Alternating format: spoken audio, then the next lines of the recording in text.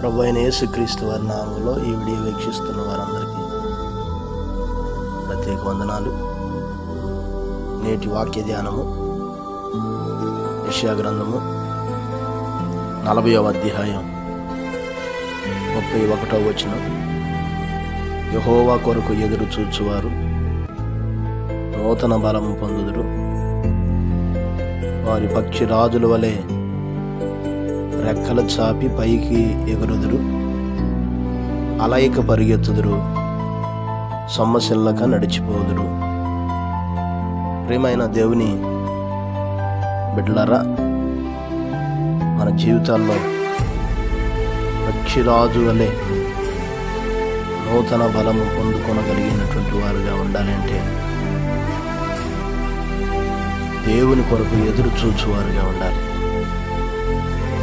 పక్షిరాజు 70 ఏళ్ళు దాటినటువంటి తర్వాత దాని ఏకలు, దానికి ఉన్నటువంటి ఆ పాత శరీరం అంతా తొలగిపోయి కొత్త రెక్కలు, కొత్త ముక్కు, వాటన్నిటినీ పొందుకొని ఆకాశంలో 7,000 అడుగుల కంటే ఎత్తుగా విహరించగలిగినటువంటిది. మన జీవితాల్లో కూడా అలాగా దేవుని కొరకు అలయక పరిగెత్తాలి, విశ్వాసంలో సొమ్మసిల్లక నడిచిపోవాలి, ఆత్మీయతలో పైకి ఎదిగేటటువంటి వారుగా ఉండాలి అంటే దేవుని కొరకు ఎదురు చూచువారుగా ఉండాలి. ఆయన కొరకు ఎదురు చూచువారిలో, ఆయన కొరకు కనిపెట్టుకుని వారిలో ఎవడునో సిగ్గునందడు. కనుక మన జీవితాల్లో ప్రభువు కొరకు ఎదురు చూచి ఆయనచే నూతన బలం పొందుకొని ఇంకా ఆయన మార్గంలో ఆయన కొరకు బలమైన కార్యాలు చేయటానికి పురికొల్పబడుదుము. అట్టి కృప దేవుడు మనకు దయచేయును గాక. పరిశుద్ధుడా, గొప్ప దేవుడా, సర్వాధికారి, జయము కలిగిన మా ప్రభువా, మీ గొప్ప నామమును బట్టి మీ స్తోత్రాలు, వందనాలు తెలియజేస్తున్నాం ప్రభా.